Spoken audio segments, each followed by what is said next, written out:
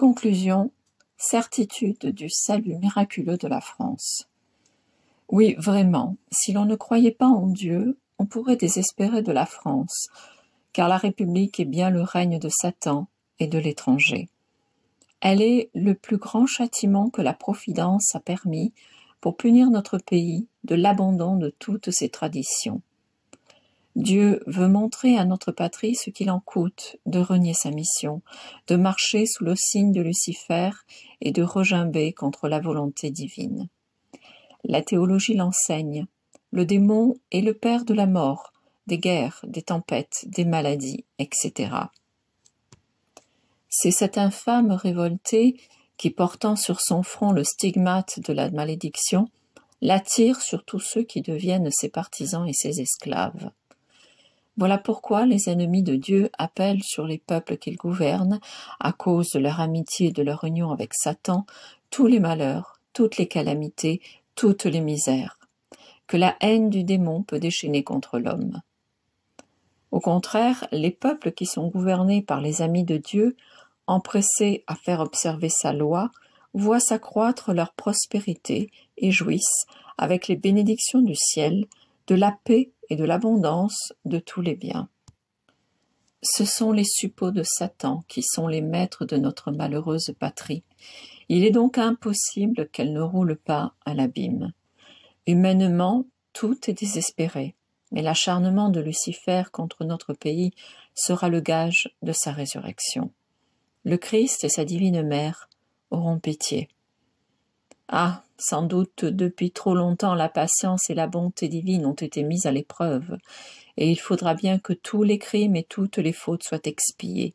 Mais, ô mon Dieu, si votre justice doit être satisfaite, votre justice aussi sera notre salut. En effet, si depuis plus de 200 ans la France est coupable, elle est encore plus victime des embûches et de la haine de Satan, qui ne s'est pas tant acharné sur elle que parce que, pendant 15 siècles, elle avait été votre meilleur soldat et donc son ennemi le plus redoutable.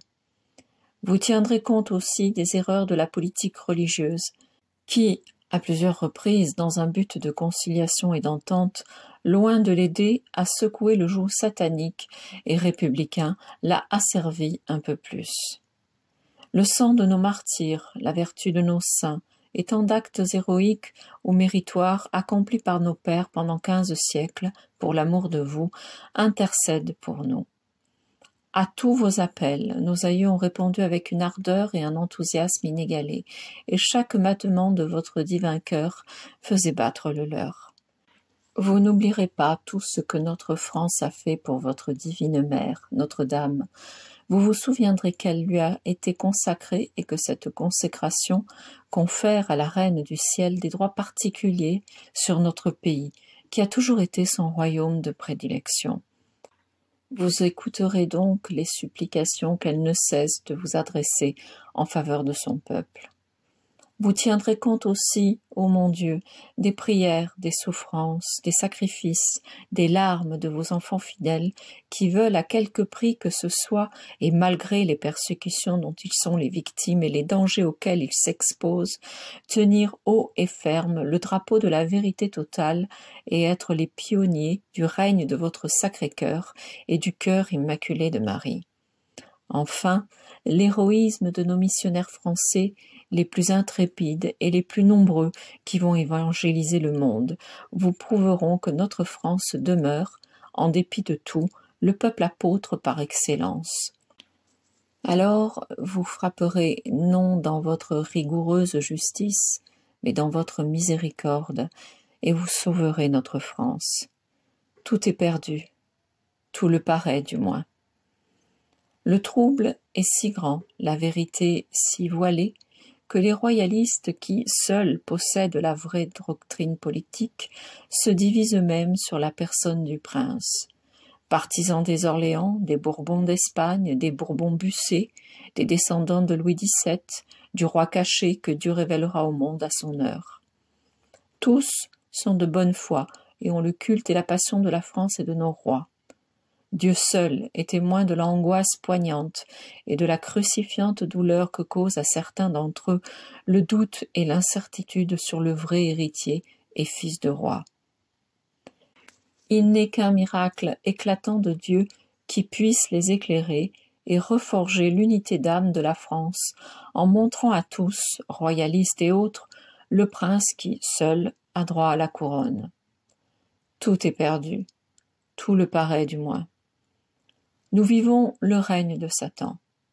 Quand on voit dans le monde entier la formidable conjuration antichrétienne, les athées triomphant de toutes parts et si puissants qu'ils font prendre à leur gré le bien pour le mal et le mal pour le bien, si l'on n'avait pas la foi, si l'on ne comptait pas sur les promesses d'éternité faites à Pierre, on serait tenté de s'écrier aussi. C'en est fait de l'Église. Tout est perdu, tout le paraît du moins. C'est donc l'heure de Dieu, car les portes de l'enfer ne prévaudront pas contre elle. Courage et confiance. Une fois de plus, le vieil adage ne mentira pas. Gesta Dei per francos. Les francs accompliront les gestes de Dieu. Le Sauveur va de nouveau sauver le monde par des moyens de sa charité dont il n'a pas encore fait usage. On ne peut imaginer la grandeur de ce qu'il fera pour le monde, de ce que Dieu prépare en sa miséricorde. Il faut que tout soit perdu, sans ressources, afin qu'on voie que le salut vient de Dieu seul. Le Sauveur m'a dit, je le ferai seul, et personne ne pourra dire, c'est moi qui l'ai fait. Le Christ va intervenir, et voici pourquoi. Le peuple qui a fait alliance avec Dieu aux fonts baptismaux de Reims se repentira et retournera à sa première vocation. Les mérites de tant de ses fils qui prêchent la vérité de l'Évangile dans le monde presque entier et dont beaucoup l'ont scellé de leur sang, les prières de tant de saints qui désirent ardemment avoir pour compagnons dans la gloire céleste les frères bien-aimés de leur patrie, la piété généreuse de tant de ses fils qui, sans s'arrêter à aucun sacrifice, pourvoient à la dignité du clergé et à la splendeur du culte catholique et, par-dessus tout, les gémissements de tant de petits-enfants qui, devant les tabernacles, répandent leur âme dans les expressions que Dieu même met sur leurs lèvres, appelleront certainement sur cette nation les miséricordes divines. Les fautes ne resteront pas impunies, mais elle ne périra jamais, la fille de tant de mérites, de tant de soupirs et de tant de larmes. Un jour viendra, et nous espérons qu'il n'est pas très éloigné, où la France, comme Saül sur le chemin de Damas, sera enveloppée d'une lumière céleste et entendra une voix qui lui répétera « Ma fille, pourquoi me persécutes-tu » Et sur sa réponse « Qui es-tu, Seigneur ?» La voix répliquera « Je suis Jésus que tu persécutes. Il t'est dur de rejamber contre l'aiguillon, parce que dans ton obstination tu te ruines toi-même. » Et elle, tremblante et étonnée, dira « Seigneur, que voulez-vous que je fasse ?» Et lui « Lève-toi, lave-toi de tes souillures qui t'ont défiguré, réveille dans ton sein les sentiments assoupis et le pacte de notre alliance, et va, fille aînée de l'Église, nation prédestinée, vase d'élection, va porter comme par le passé mon nom devant tous les peuples et devant les rois de la terre. Un grand mouvement de foi se dessine dans l'élite.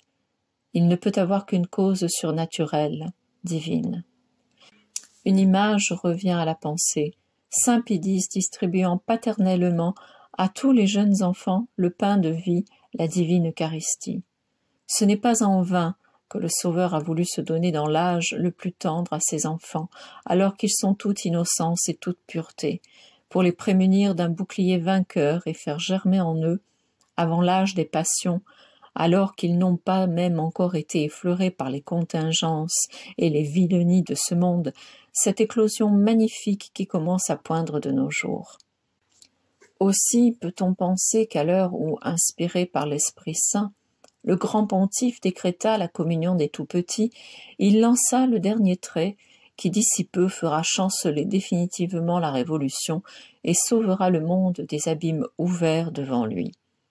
Et cette révolution satanique, comme l'a dit Joseph de Maistre, qui débuta par la proclamation des droits de l'homme, c'est-à-dire par la négation de ceux de Dieu, ne se terminera que par la proclamation des devoirs de l'homme et des droits de Dieu. Parce que les petits communions de Saint Pédis auront compensé dans la balance de la justice divine les blasphèmes et les révoltes de notre France bien-aimée. Lors de la béatification de la pucelle, saint Pédis affirmait solennellement « Je n'ai pas seulement l'espérance, j'ai la certitude du plein triomphe. Je suis affermi dans cette certitude par la protection des martyrs qui ont donné leur sang pour la foi et par l'intercession de Jeanne d'Arc qui, comme elle vit dans le cœur des Français, répète aussi sans cesse au ciel la prière « Grand Dieu, sauvez la France ». Courage et confiance.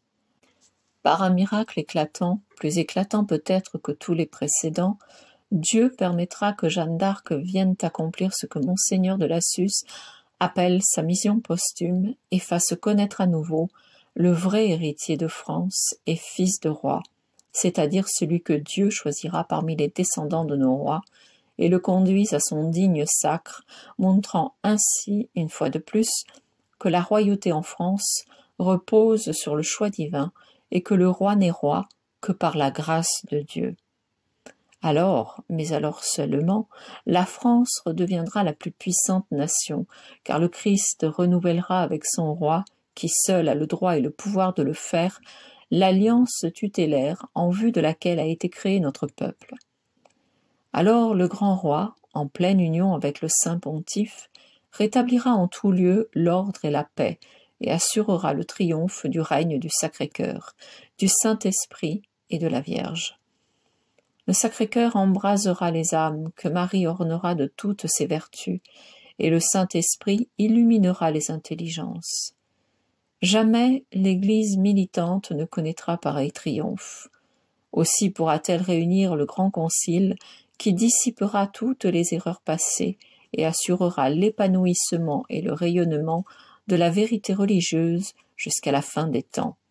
On peut même espérer qu'après tant de services éclatants rendus par le roi et la France à l'Église, le souverain pontife qui régnera alors profitera de cette circonstance pour proclamer la mission divine de la race de nos rois et de la France. Après le règne plus glorieux qu'on n'aura jamais vu, le roi, devenu empereur, ira déposer sa couronne et son sceptre à Jérusalem, sur le mont des Oliviers, dans cette basilique que les nations élèvent au Sacré-Cœur et que son règne seul permettra d'achever. C'est là, en effet, que doit finir le Saint-Empire romain et chrétien, sur cette colline qui fut le témoin des mystères du Christ, qui entendit sa prière et ses enseignements, ses prophéties et l'acclamation de sa royauté, sur laquelle se trouve la grotte où il apprit le pater à ses apôtres et d'où il les envoya évangéliser toutes les nations, sur cette montagne qui fut celle de son ascension glorieuse et sur laquelle il doit revenir pour présider au jugement général. Courage et confiance. Bientôt nous en avons la certitude. Sur la tradition de nos pères, nous pourrons crier, ivres de foi, d'amour et d'espérance. Noël, Noël, vive le roi! Noël, Noël, vive le Christ qui est roi de France! Vive le roi de France qui est lieutenant du Christ!